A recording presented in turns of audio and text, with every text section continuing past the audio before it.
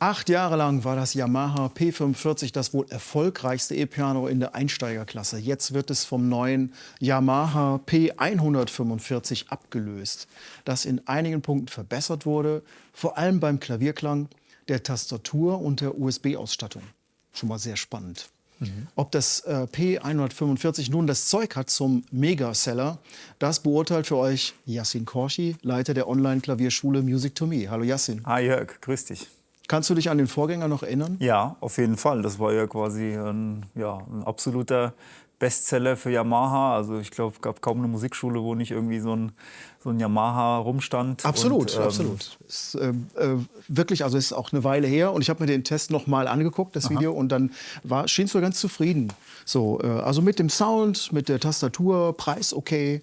So, und ja, bei dem Preis, da kann man vielleicht schon mal einhaken, der ist ein bisschen gestiegen, aber das betrifft ja alle aktuell erschienenen Digitalpianos. Die sind ja alle etwas teurer geworden. Definitiv. Und es hätte mich jetzt gewundert, wenn es hier auch nicht so der Fall ist. Ne? Ja.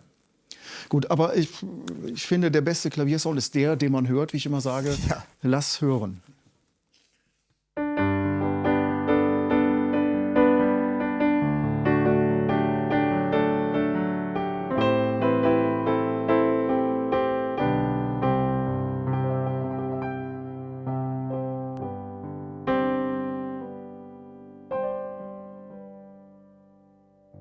Wow, sogar bis zum feinsten Pianissimo. Und das bei so einem Einsteigerpiano, also es klingt jetzt erstmal sehr gut, ordentlich für mich. Klingt ordentlich. Also ich würde sagen, es ist auf keinen Fall ein Rückschritt, sondern da merkt man schon, dass da ein bisschen was gemacht wurde. Und macht Spaß auf jeden Fall zu spielen. Eine schöne Gewichtung bei der Tastatur, also hat ein gutes Spielgewicht, sage ich mal. Also Ja, das hatte das vorher ja auch. Das P45, das war, diese Yamaha-Tastaturen, die gelten ja generell als immer so ein bisschen schwerer. Ja. Und das hatte auch diese Graded Hammer Standard-Tastatur, die Yamaha ja auch in sehr viele Pianos einbaute. Das ist jetzt eine Weiterentwicklung davon, die nennt sich Graded Hammer Compact. Okay. Und ich weiß nicht, ob es da einen großen Unterschied gibt, den du feststellen könntest.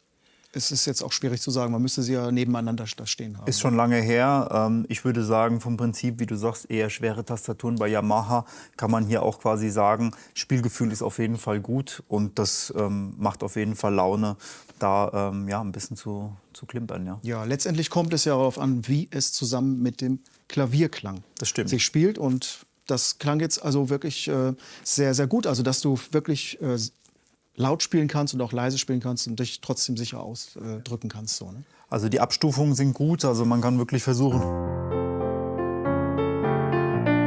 Also auch wenn man jetzt mal so einen tiefen Basston mal laufen lässt, der knallt ja manchmal raus ohne Ende, ne? Und dann merkt man so, oh, da muss ich ein bisschen aufpassen. Das ist ja eigentlich sehr schön und sehr weich gestaltet. Also das harmoniert gut mit dem Klaviersound, muss man schon sagen. Ja? Also für das Geld ist das schon schön. Ja. Dann würde mich ja jetzt noch interessieren, wie sich das mit der Klassik macht. Das machen wir. Okay, wie immer der Klassiktest mit den Diabelli-Variationen. Ich fange mit dem Diabelli-Walzer an, der etwas lauter gespielt wird.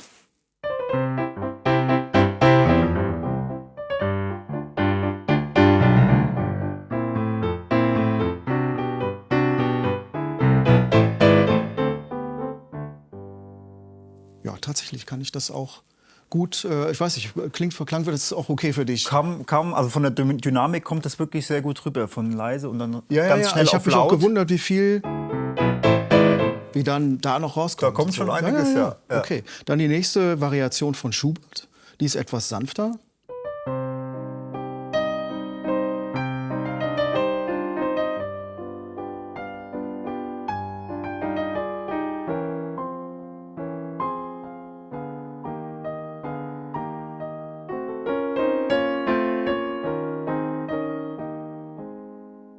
Ja, da habe ich ein bisschen Schwierigkeiten jetzt im Pianissimo, aber ich bin auch noch nicht so eingespielt wie du. Also ich habe das Gefühl, ich muss mich ein bisschen einspielen, dass ich das besser kontrollieren kann. Also die Tastatur muss man sich natürlich so ein bisschen Zeit geben, um da reinzukommen, aber man wird dann belohnt eigentlich mit einem schönen Spielgefühl. Ja, aber du hast schon recht, es spielt sich sehr griffig und auch wirklich hat man so einen schönen Widerstand. Das finde ich immer ganz schön, wenn die Tastatur einem was entgegensetzen kann. Bisschen problematisch ist natürlich, dass wir hier so eine ganz glatte Tastatur Das haben. wollte ich gerade sagen. Ne? Und Eine Ivory Touch fühlt sich dann einfach noch schöner an. Und ich habe das Gefühl, ich kann darauf dann auch sicherer spielen vielleicht. ja. Das ist eine Geschmackssache vielleicht, aber tatsächlich finde ich das vorteilhafter, wenn da ein Ivory Touch drauf ist. Dito, ja. Ja. Was es ja auch in dieser Preisklasse gibt. Definitiv. Gut, ich spiele noch eine Sache an und mal gucken, wie das im Fortissimo noch mal geht, im Zusammenklang.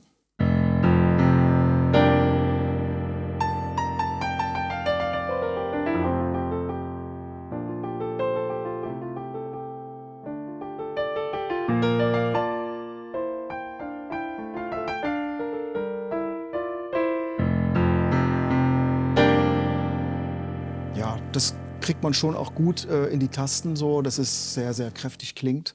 Aber so, wie gesagt, das ist ein Gesamtklang, der klingt fast bei jedem Digitalpiano heutzutage gut. Also mich interessieren dann so eher so die minimalistisch gespielten Sachen, wie zum Beispiel sowas.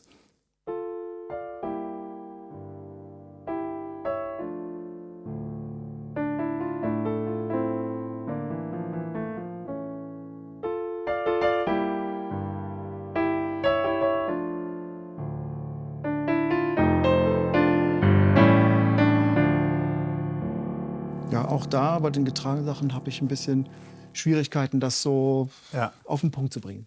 Und ich habe noch einen kleinen Kritikpunkt so zwischen dem C2 und dem C3. Manche Töne sind ein bisschen, also die klingen ein bisschen hart raus, sehr ne? 80er MIDI-artig. Also mir ist es ein bisschen zu viel hier in der Mitte. Super. Also, ja. Da wird es dann wieder besser nach oben.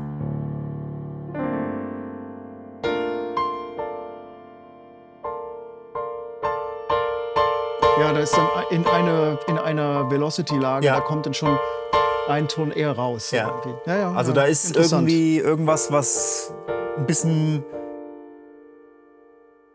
komisch wirkt vom Klang. Aber hier ist es super. Ja.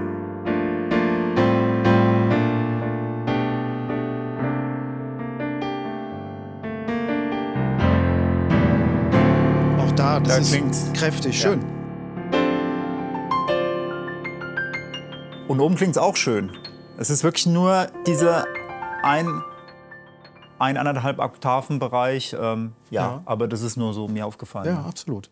Gut, lass uns weitermachen. Spiel du bitte weiter. Noch eine Sache, wo wir bei den kleinen Kritikpunkten sind. Ich habe da noch eine Sache, nämlich im Lieferumfang ist dann dieses kleine Pedal für Sustain. Damit kann man spielen, ist es aber nicht toll. Und deswegen haben wir da unten schon ein vernünftiges Sustain-Pedal angeschlossen. Damit spielt es sich einfach schon ein bisschen mehr Piano-like, würde ich sagen. Gut. Also das kann man eigentlich guten Gewissens nicht verwenden. Ja, leider. also sowas, wenn man von Yamaha kauft, das heißt dann FC3A. Das kostet dann ca. 80 € sogar. Und das ist bei dieser Preisklasse von Instrument dann schon, das ist ja schon ein Fünftel des Preises fast. Also 80 € für ein Pedal, das ist schon Apple-artige Strukturen. Da gibt es ja auch günstigere, die wir dann auch mal empfehlen in Artikeln auf piano.de. Vielleicht sollten wir noch erwähnen, das Gestell, in dem das hier steht, das ist jetzt das passende Gestell. Und das gibt es dann auch noch mal mit einer Option. Da gibt es auch ein Pedalteil, da hat man dann eben alle 3 Pedale. Und das ist aber auch nicht ganz billig. Das kostet dann auch so circa 150 € noch mal obendrauf. Okay. So, gut. Man kann es natürlich auch ganz einfach nur als Stage-Piano haben und stellt es auf ein einfaches Keyboard-Stativ. Das geht natürlich auch. So. Wenn man jetzt für einen ganz kleinen Preis anfangen will. Gut, aber schauen wir uns weitere Sounds an. Dafür haben wir noch eine sehr coole Sache, nämlich die App Smart Pianist. Das ist auch eine wichtige Neuerung jetzt im Vergleich zum Vorgänger. Das P145, das ist kompatibel zu der Smart Pianist App. Das ist wirklich eine sehr coole Sache. Das ist ja für alle Yamaha-Pianos verfügbar.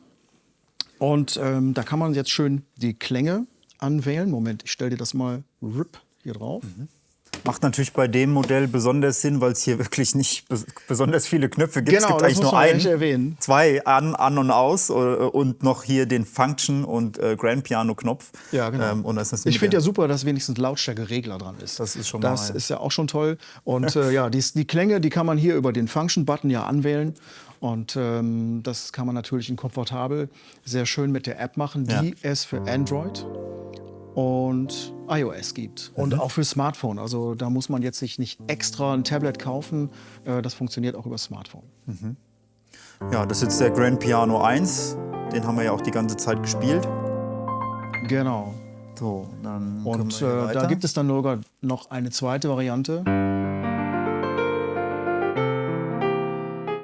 Ist für meine Ohren der gleiche Sound, allerdings mit einem bisschen EQ anders eingestellt. Etwas brillanter, ne? Ja, ja. So, aber es gibt noch einige andere Sounds, die findet man dann im Voice-Menü. Das kann man dann hier anwählen, Voice. Und da haben wir wieder das Grand Piano. Und wenn man jetzt hier in diese Liste geht, Moment. Ja, es reagiert nicht so gut, aber der Winkel ist entscheidend, ne?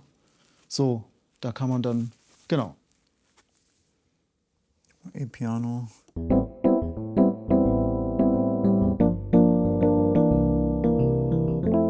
Typischer. Ja. Ja, zum Thema E-Piano, da hätte ich dann vielleicht gleich noch einen Vorschlag, aber wir können ja uns noch ein paar weitere Sounds anhören. Ja, die Orgel, die obligatorische.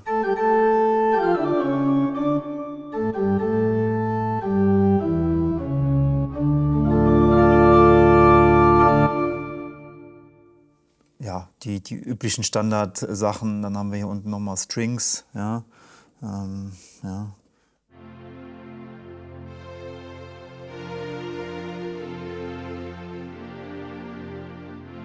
Ja, okay, die kann man vielleicht besser mit Mixen. Mixen, genau. Genau. Das habe ich eben schon gesehen. Warte mal, genau, hier gibt es den Layer und da kann man, stopp, da muss man hier natürlich das Grand Piano haben, so. Und so sollte es besser funktionieren. Jawohl. Ah ja.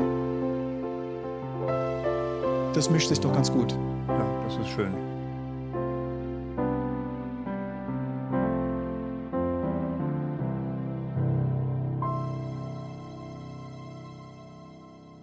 Fadet auch schön aus. Ja, super. Ja, ansonsten hat diese Smart Pianist App, das muss man auch erwähnen, das ist wirklich ein Plus, sehr viel Funktionalität, die das Piano auch nicht mitbringt. Also ein Metronom zum Beispiel, das findet man auch hier drin. Das kann man dort sogar noch einstellen über die Tastatur. Finde ich natürlich hier viel, viel komfortabler, Ja. weil man kann eben die Taktart und wie das eben klingen soll, die Lautstärke, das kann man alles dort einstellen. Das finde ich schon mal sehr, sehr gut. Da gibt es noch eine Aufnahmefunktion, die man hier unten findet, aber es gibt sogar eine Song-Abteilung und dort findet man dann auch noch ein bisschen Lehrmaterial, also Noten aus der klassischen Klavierliteratur, die man Ja. eben zum Üben und Lernen braucht. Das finde ich schon mal sehr cool. In Verbindung mit USB, also das Tablet haben wir jetzt angeschlossen über USB. Dazu braucht man so ein OTG, On-the-Go Adapter. Hier ist das Camera Connection Kit von Apple. Das muss man eben noch haben, um das zu machen. Und läuft noch über Lightning, darf man auch nicht vergessen. Genau. Eine sehr coole Sache, die Yamaha hier eingebaut hat, ist eine USB-Audio-MIDI-Funktion. Das finde ich bei den neuen Pianos, das ist so ein kleiner Trend, der sich gerade zeigt. Yamaha baut es schon länger ein in die Geräte. Und jetzt auch hier, das finde ich total cool, weil man hat nicht nur MIDI, also wir haben jetzt die App per MIDI angesteuert, aber alles, was an Audio aus der App oder auch anderen Apps zurückkommt, geht direkt in das Audiosystem vom Piano. Ja, fassen wir zusammen. Coole Sache, USB, Audio, MIDI, auch an das hat man gedacht. Ansonsten ja, ist es ein klassisches Anfängerpiano, würde ich sagen. Was ist deine Meinung? Gute Tastatur, gutes Spielgefühl, guter Klavierklang, gute Konnektivität zur App und nicht nur ein gutes Digitalpiano, sondern auch vielleicht ein Zweitinstrument für einen Profi, der für einen Proberaum was braucht oder mal für eine Trauung irgendwie in der Kirche oder was irgendwie ein leichtes, portables Instrument braucht. Auch dafür für den Preis absolut interessant. Also ich würde sagen, Yamaha hat sehr viel richtig gemacht. Gut, und für den Klavierunterricht geeignet? Ja, definitiv. Okay. Kann man empfehlen. Ja. Super.